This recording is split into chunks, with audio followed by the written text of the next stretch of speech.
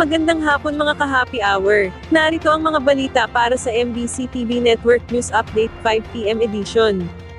Tatlong Pinoy na nabukong spies ng China nakikipagtulungan na sa awtoridad. Yan ang MBC TV Network News ni Edniel Parosa. Di lang basta kapwa Pilipino, empleyado rin ng mga tanggapan ng uniform services ng bansa ang tatlong nahuling ng espiya para umano sa China. Ayon kay National Security Council spokesperson, Assistant Director General Cornelio Valencia Jr., kabilang dito ang isang nagtatrabahong assistant mula sa Department of National Defense, isang researcher mula Philippine Navy, at isang malapit na tao sa opisyal ng Philippine Coast Guard na may kinalaman sa West Philippine Sea. Sa kabila nito, pinawi ng Armed Forces of the Philippines ang pangampanang publiko. Para kay AFP spokesperson Colonel Francel Padilla, patunay na pistong malign activities na gumagana ang sistema at operasyon ng militar. The mere fact that we are able to detect and deter these incidents means to say that our systems are working, the systems that are in place are working. So, maging mapanatag pa rin natin mga kababayan, but they have to be very vigilant din sa what they see, what they believe in, in what they read. So, ang ano dyan is nakikipagtulungan din naman malaking tulong ng ating mga kababayan dito din sa mga reports na binibigay nila. Ginawa ni Padilla ang pahayag sa Camp Aguinaldo kasabay ng kumpirmasyong nakikipagtulungan sa pamahalaan ng mga umano'y spy. Sa report ng NSC, nakakuha ng datos sa mga nahuli gaya ng listahan ng mga personnel at schedule ng RORE o Rotation and Resupply Mission sa mga lugar na okupado ng Pilipinas.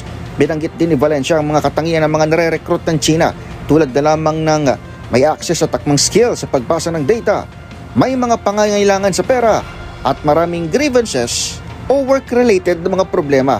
Kaugnay nito, umapil ang NSC at AFP sa Kongreso na iprioridad ang pagrepaso sa batas sa anti-espionage at isulong ang Anti-Foreign Malign Influence and Interference Act. Sa ngayon kasi, Commonwealth Act o batas pa mula sa panahon ng mga mananakop na Amerika ang umiiral na batas laban sa paniniktik, pero epektibo lamang ito kapag ang bansa ay nasa state of war o nasa isang digmaan.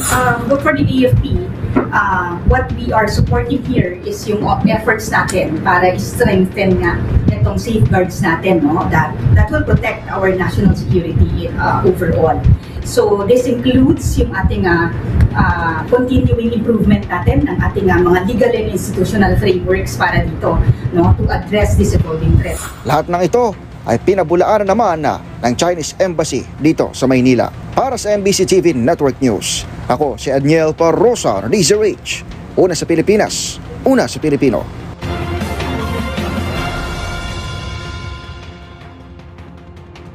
Samantala, PNP dinoble ang pagpapalawak ng intelligence matapos ang pagkakahuli ng tatlong espiya. Mas papaigtingin ngayon ng Philippine National Police ang kanilang intelligence measures kasunod ito sa pagkakaaresto ng tatlong empleyado ng gobyerno na nagbibigay umano ng mga impormasyon sa China. Ayon kay PNP Chief General Jose Melencio Nartates Jr. na mayroon silang proactive measures gaya ng pagtitiyak na napoprotektahan ng national security. Itinuturing niya na isang wake-up call ang pag-amin ng mga naarestong sospek kaya mas lalong magiging maingat sila. Mayroon din silang mga tamang kaparaanan para sa confidential reporting para matiyak na hindi maikakalat ang sensitibong impormasyon, natitiyak niya na nananatiling tapat ang mga kapulisan sa bansa at sa mamamayan.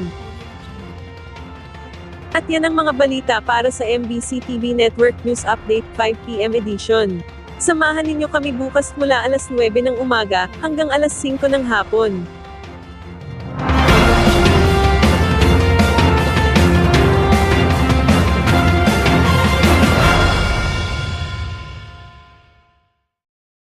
Mga ka-happy hour, kung gusto mong manood ang mga balita sa MBC TV Network News Update, mag-subscribe sa aming YouTube channel, i-like ang aming Facebook page, at i-follow sa aming TikTok account.